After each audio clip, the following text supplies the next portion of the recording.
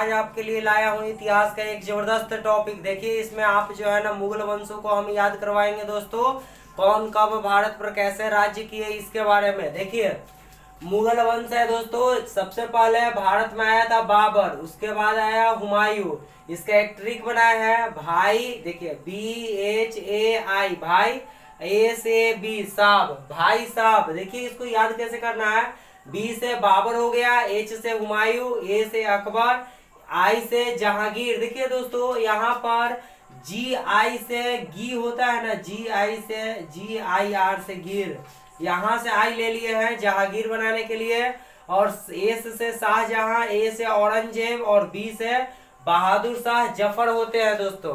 अब देखिए इसको याद कराने के लिए आपको मालूम है कि बाबर ने भारत पर अपना शासन जमाने के लिए 5 बार भारत पर आक्रमण किया था, तब जाकर बाबर को सफलता मिला था। आगे सबसे पहले इसके बारे में जानते हैं दोस्तों कि बाबर है क्या, बाबर का किस तरह से जो है ना उद्भव हुआ भारत में।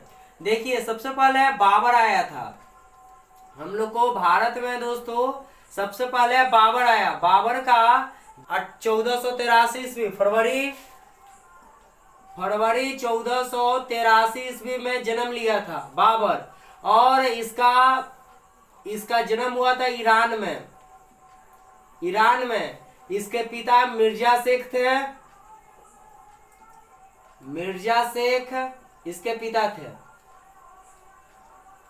8 जून 1494 ईस्वी में, 8 जून 1494 ईस्वी में, 1494 ईस्वी में गद्दी पर बैठता है बाबर और एक नए वंश की स्थापना करता है जिसे मुगल वंश कहा जाता है।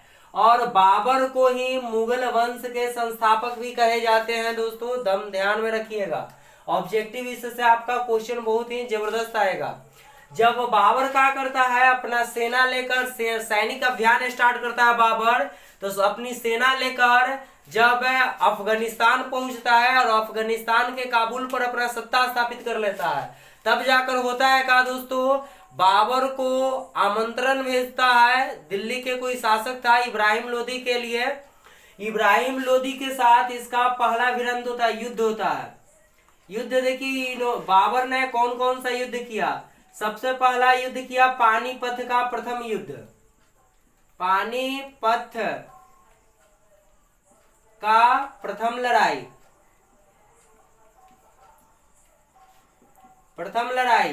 बाबर और इब्राहिम लोदी के बीच हुआ था। बाबर और इब्राहिम लोदी, यह लड़ाई हुआ था दोस्तों 1526 ईस्वी में। बाबर और इब्राहिम लोदी के बीच यह युद्ध हुआ था 1526 ईस्वी में। 21 अप्रैल था, 21 अप्रैल 1526 ईस्वी में यह युद्ध होता है, जिसमें इब्राहिम लोदी उस युद्ध में मारा जाता है बाबर के द्वारा। और दिल्ली में बादशाह यानी कि बाबर का साम्राज्य की स्थापना होती है। फिर क्या होता है दोस्तों, जस्ट इसके बाद 1 साल बाद खनवा का युद्ध लड़ता है बाबर। कौन सा? खनवा का युद्ध होता है, बाबर लड़ता है। यह किसके साथ युद्ध होता है दोस्तों, यह होता है राणा सांग और बाबर के बीच। राणा सांग और बाबर के बीच यह युद्ध होता है। बाबर के बीच यह युद्ध लड़ा जाता है 17 मार्च। और देखिए 26 के बाद आता है 27, 1527 ईस्वी में यह युद्ध लड़ता है बाबर, जिसमें राणा सांग को जो है पराजित स्वीकार करके बाबर के सत्ता को स्वीकार कर लेता है, बाबर के अधीनता को स्वीकार कर लेता है। जस्ट इसके बाद 1 साल बाद दोस्तों तीसरा युद्ध लड़ता है बाबर, और वो होता है चंदेरी का युद्ध।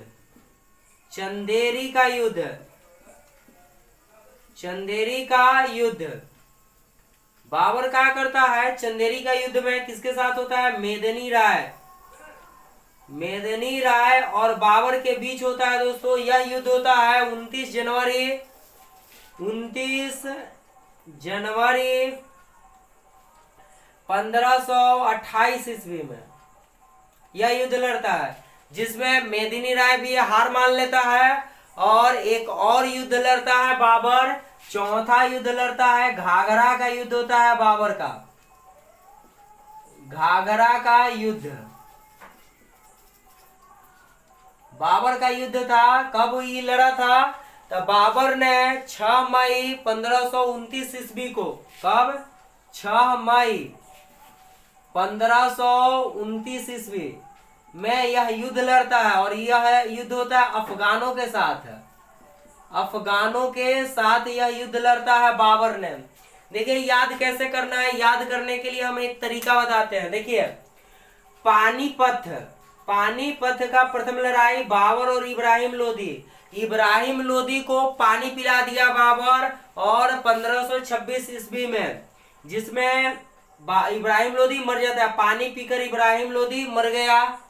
पानीपत का प्रथम लड़ाई हो गया। देखिए खनवा का युद्ध, राणा साग देखो साग खाने से खनवा, देखो साग खाने से राणा साहब की मृत्यु हो गई। याद करना है दोस्तों, ट्रिक बता रहे हैं। ऐसे जहर देकर राणा साहब को मारा गया था। चंदेरी का युद्ध, मेदिनी राय जब राणा साहब साग खाए मर गया, बाबर ने मार दिया कि तुम हमको साग खिलाओगे। मेदिनी साहब चंदन लगाने गए, चंदेरी का युद्ध, चंदन लगाने गए, बाबर को गुस्सा बढ़ गया और बाबर ने इनको हत्या कर दिया। याद करना है, ट्रिक बता रहे हैं। मेदिनी राय चंदेरी का युद्ध, चंदन लगाना, मेदिनी राय चंदन लगाना, चंदेरी का युद्ध। और मेदिनी राय ये हुआ युद्ध, देखिए दोस्तों 1528 ईस्वी में। घाघरा पहनाकर डांस करवाया अफगानों से, बाबर ने घाघरा पहनाकर डांस करवाया अफगानों से। अब देखिए अब याद क्या करना है, 26, 27, 28, 29, जस्ट एक वो युद्ध जो हुआ है एक साल में होते गया दोस्तों। ट्रिक शानदार बताए हैं।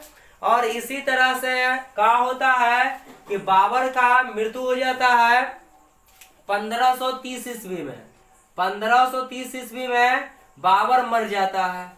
जब बाबर मरता है, बाबर का मृत्यु हो जाता है दोस्तों 1530 ईस्वी में। यानी कि भारत में बाबर का सत्ता कब से कब तक रहा?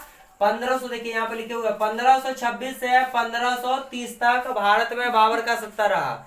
बाबर से और क्वेश्चन पूछता है, इन्होंने, बाबर ने ही मुगल वंश का स्थापना किया। बाबर ही बादशाह की उपाधि धारण किया था, पहला शासक था और बादशाह की उपाधि धारण किया। अब देखिए दोस्तों क्या होता है, 29 दिसंबर 1530 ईस्वी को एक, देखिए इसका बाबर का बेटा था हुमायूं। देखिए हुमायूं क्या करता है, गद्दी पर बैठता है। हुमायूं है, हुमायूं गद्दी पर बैठता है। और होता है क्या, हुमायूं जो है गद्दी पर बैठते ही जस्ट 1531 ईस्वी में देवरा का युद्ध लड़ता है। देखिए इसका युद्ध 3-4 गो लड़ा है। 1539 ईस्वी में चौसा का युद्ध लड़ता है। और 1540 ईस्वी में बिलग्राम का युद्ध लड़ता है, बिलग्राम का युद्ध लड़ता है। और लास्ट युद्ध लड़ता है 1556 में सरहिंद का, सरहिंद का युद्ध लड़ता है। अब देखिए सब सारा युद्ध के बारे में बताते हैं। देवरा का वो युद्ध 1531 ईस्वी में जस्ट अफगानों के साथ होता है। हुमायूं को सत्ता से हटाने के लिए अफगान युद्ध करते हैं हुमायूं के साथ। देखिए चौसा का युद्ध और ये बेलग्राम का युद्ध दोनों शेर खां के साथ होता है। शेर शाह का मकबरा के नाम सुने होंगे। शेर शाह एक शासक था जिसने हुमायूं के बाद, यहाँ पर देखिए बीच में थोड़ा सा शेर शाह का सत्ता चला था। शेर शाह 1540 से 1545 ईस्वी तक शासन किया था भारत में शेर शाह। और होता है कोई चीज, चौसा का युद्ध और बिलग्राम का युद्ध 39 और 40 दोनों हुमायूं और शेर शाह के बीच होता है, जिसमें बिलग्राम के युद्ध में बुरी तरह से पराजित होने के बाद हुमायूं यहाँ से भारत से पलायन कर जाता है और पलायन करके विदेश चला जाता है। वहां पर जाने के बाद हमीदा बानू बेगम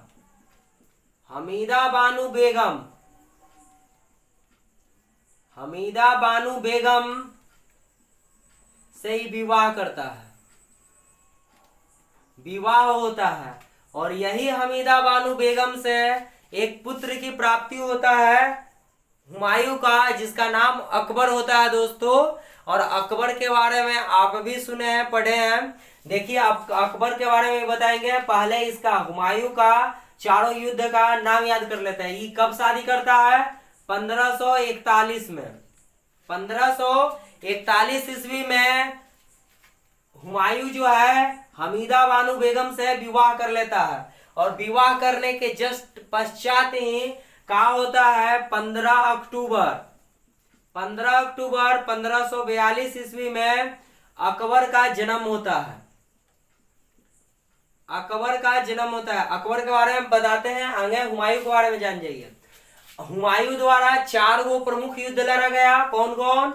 देवरा का, चौसा का, बिलग्राम का, सरहिंद का। इसके बाद क्या होता है 45 में, जब यहाँ पे देखिए 45 में शेर शाह की मृत्यु हो जाती है। शेर शाह से 2-3 क्वेश्चन। पहला, सासाराम का मकबरा शेर शाह बनवाया और ग्रैंड ट्रंक रोड NH-60 जिसको कहते हैं, इसका भी निर्माण ग्रैंड ट्रंक रोड का निर्माण शेर शाह करवाया था। ये दोनों क्वेश्चन याद रखिएगा दोस्तों।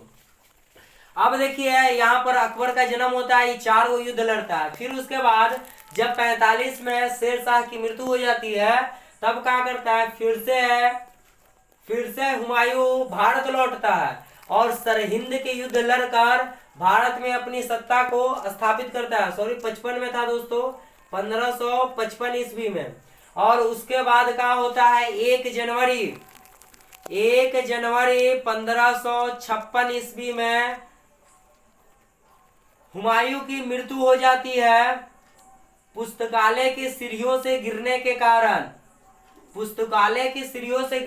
कारण दीन पनाह पुस्तकालय होता है जगह पर, उसी सीढ़ी से गिरने के कारण हुमायूं की मृत्यु हो जाती है और हुमायूं का कहानी खत्म हो जाता है दोस्तों। चलिए अब अकबर के बारे में जानते हैं। देखिए ये है अकबर, महान सम्राट अकबर है। अकबर क्या करता है, देखिए हमीदा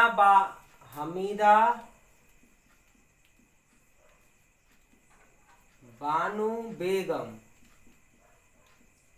अकबर की माता थी और पिता हुमायूं हुए। हुमायूं के बारे में बता ही दिए। अब देखिए अकबर का क्या होता है, जन्म होता है दोस्तों 15 अक्टूबर 1542 ईस्वी में अकबर जन्म लेता है। 15 अक्टूबर 1542 ईस्वी में अकबर का जन्म होता है। जन्म लिया अकबर ने।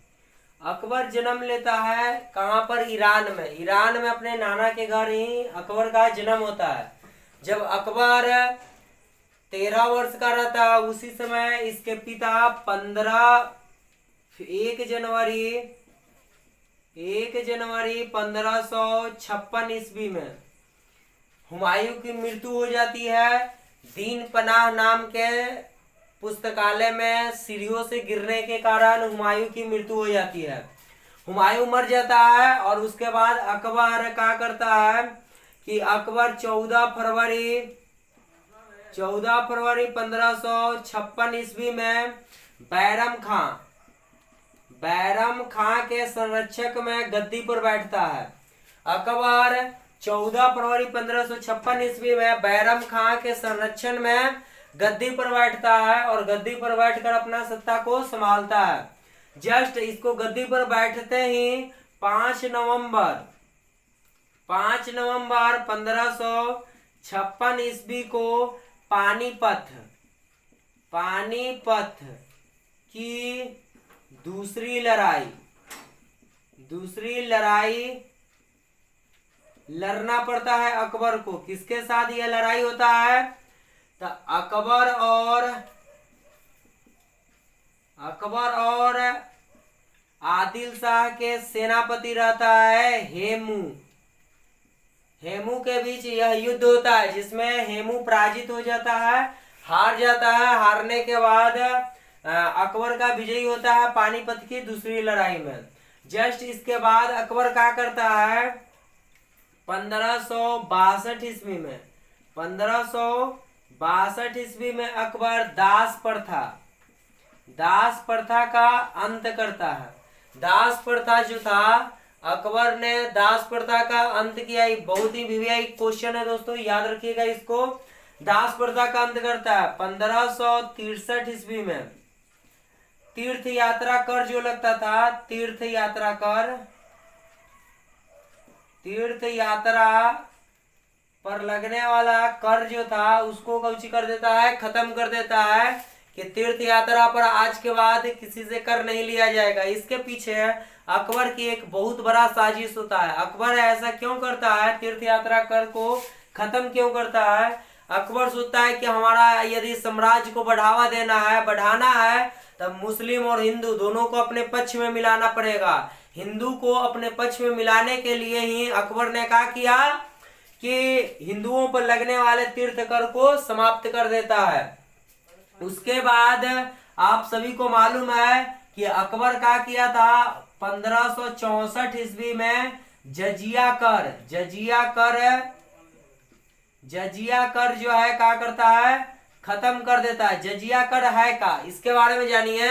ये एग्जाम में बहुत पूछता है दोस्तों जजिया कर के बारे में। जजिया कर हिंदुओं को तीर्थ यात्रा करने जाने पर उसे टैक्स देना पड़ता था सरकार को। उसे ही अकबर ने कुछ कर दिया था, खत्म कर दिया था। इसके बाद होता है का कि अकबर और 18 जून 1576 ईस्वी में हल्दी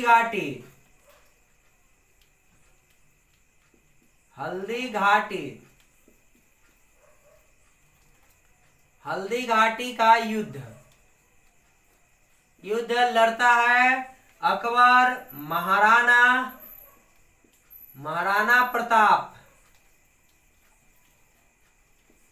प्रताप जो अफगानों का अंतिम शासक था, उसके साथ अकबर और महाराणा प्रताप के बीच भिड़ंत होता है। हल्दी घाटी में यह युद्ध होता है।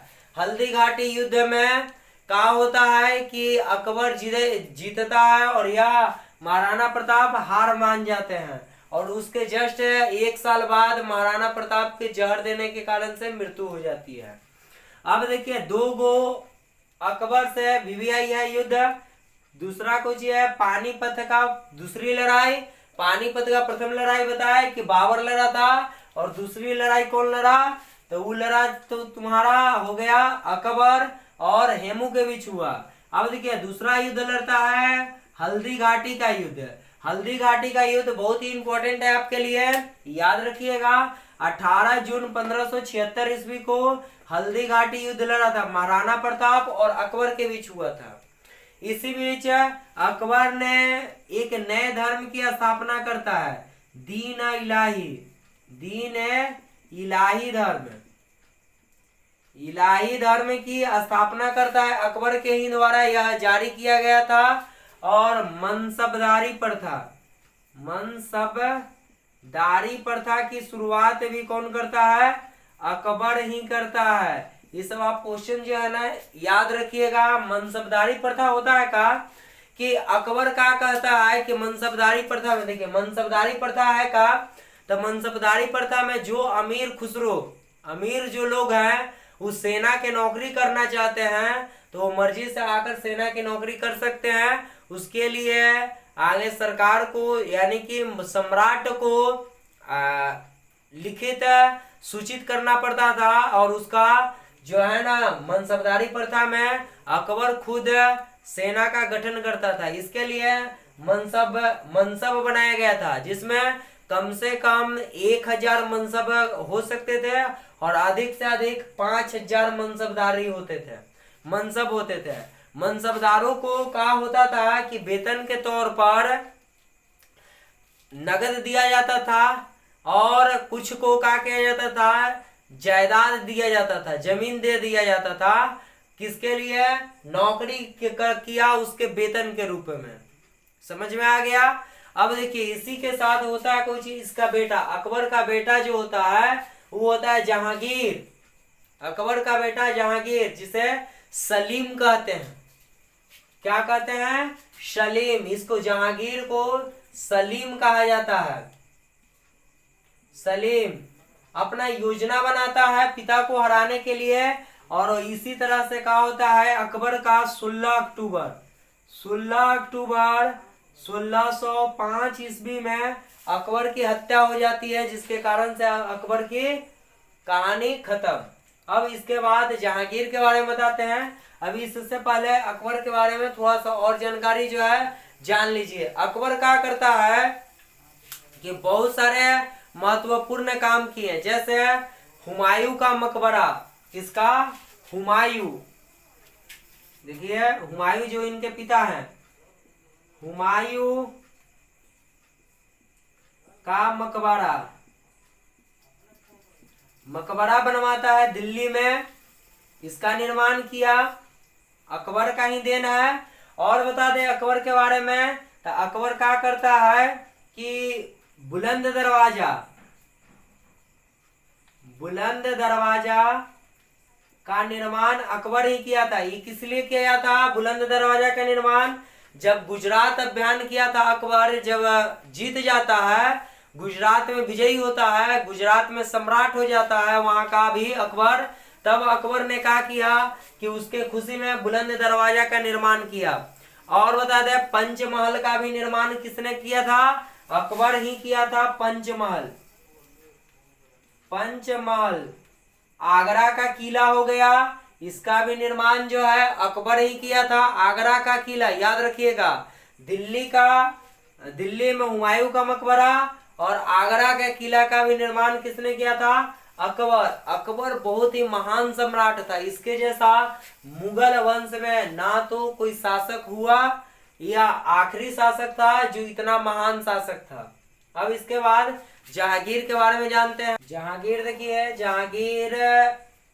जहांगीर का आगे जान जाते हैं। देखिए जहांगीर है, ये जहांगीर है, जो इसका बचपन का नाम सलीम था,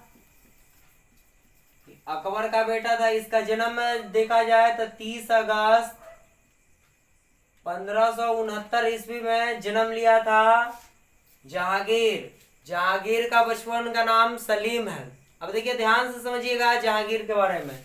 इसे एक चीज के लिए बहुत ही यादगार किया गया, न्याय का जंजीर।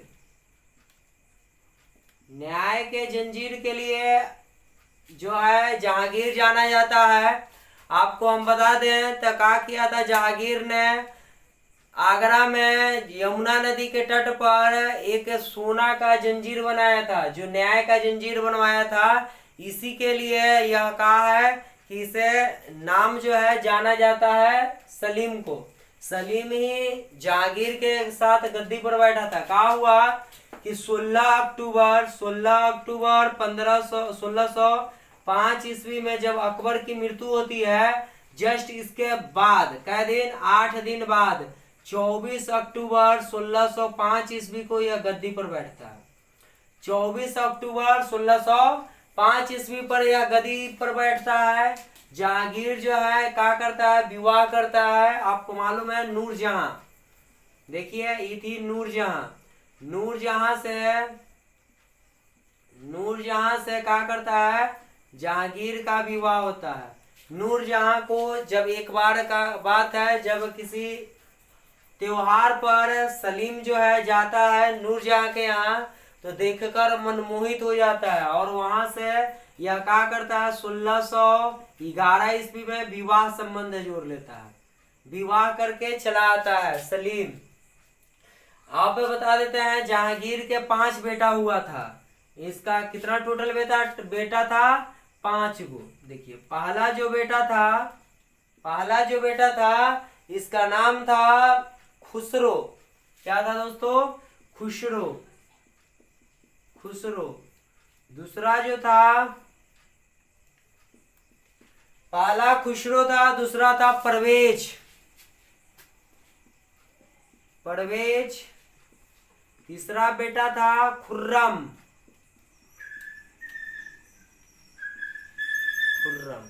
चौथा बेटा जो था यह था शहरयार।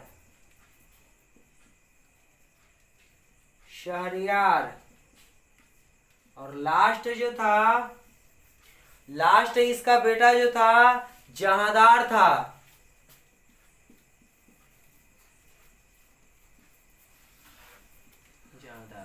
आपको याद कर लेना, खुसरो, परवेज, खुर्रम, शहरयार और जहांदार। ये जो था खुर्रम ही जो आगे चलकर शाहजहां के नाम से जाना जाता है। शाहजहां। और शाहजहां के नाम के साथ इसका उद्घाटन होता है। अब बताते हैं सलीम यानी कि जहांगीर के मृत्यु के बाद शासन में कौन आता है? शाहजहां के बारे में बताया जाए तो देखिए शाहजहां के बारे में बताते हैं। शाहजहां के बारे में बता दें तो शाहजहां का देखिए, शाहजहां से बहुत ही इंपॉर्टेंट क्वेश्चन आता है। शाहजहां सबसे पहले जानिए, शाहजहां 1627 ईस्वी में गद्दी पर बैठता है। 1627 ईस्वी में गद्दी पर बैठता है और क्या करता है, इसका बहुत ही नाम है। सबसे पहले मयूर सिंहासन पहला बार इसने शाहजहां ही ने बनवाया था। मयूर सिंहासन धारण करने वाला पहला आदमी कौन है? तो मुगल वंश का तो वो है शाहजहां ने मयूर सिंहासन बनवाया। ठीक, आगे बढ़ते हैं। तो शाहजहां से और क्वेश्चन है। शाहजहां ने जब दिल्ली की ओर बढ़ा तो वहां पर शाहजहाबाद नाम का एक शहर बसाया था। और बता दें दिल्ली में जाकर इन्होंने दिल्ली का लाल किला दिल्ली का जो है लाल किला और जामा मस्जिद इसका निर्माण कौन करवाया? जामा मस्जिद। ये दोनों दिल्ली में ही है। ये दिल्ली में है। देखिए क्वेश्चन इससे पूछता है जामा मस्जिद का निर्माण किसने किया था?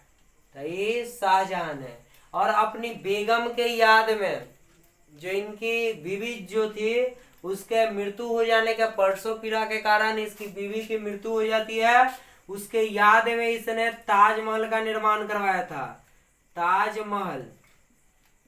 ताजमहल बनवाया था कौन? शाहजहां ने। और बता दें इससे जब शाहजहां बीमार पड़ता है तो इसके बेटों के बीच युद्ध छिड़ जाता है। उसमें औरंगजेब जो है गद्दी पर बैठता है और इसके बड़ा बेटा खुसरो को कहा होता है कि मृत्यु हो जाती है और ये गद्दी पर बैठता है औरंगजेब से ज्यादा कुछ भी नहीं। औरंगजेब को देखिए, ये औरंगजेब जो है इसको जिंदा पीर के नाम से जाना जाता है। जिंदा पीर कहा जाता है। किसको? औरंगजेब को जिंदा पीर कहा जाता है। यही था आपका जो है ना, देखिए मुगल वंश। और देखिए अभी हम आपको बताने वाले थे कि अकबर के दरबारी कवि पार्ट 2 वीडियो इसी का जो है मुगल वंश का लाएंगे, जिसमें अकबर के जितने भी दरबारी कवि हैं वो सभी को याद कराएंगे। अभी जो है ना वीडियो पसंद आ रहा है तो एक लाइक करते चलिए। और कुछ और क्वेश्चन है, ध्यान से देखिए, इसको याद कर लीजिए। जैसे बाबर के जीवनी, बाबरनामा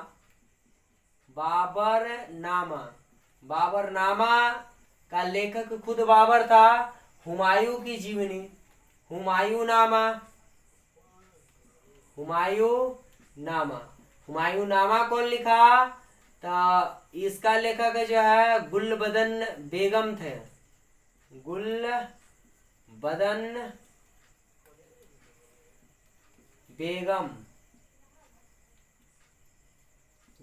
बेगम। और अकबर का जीवनी अकबरनामा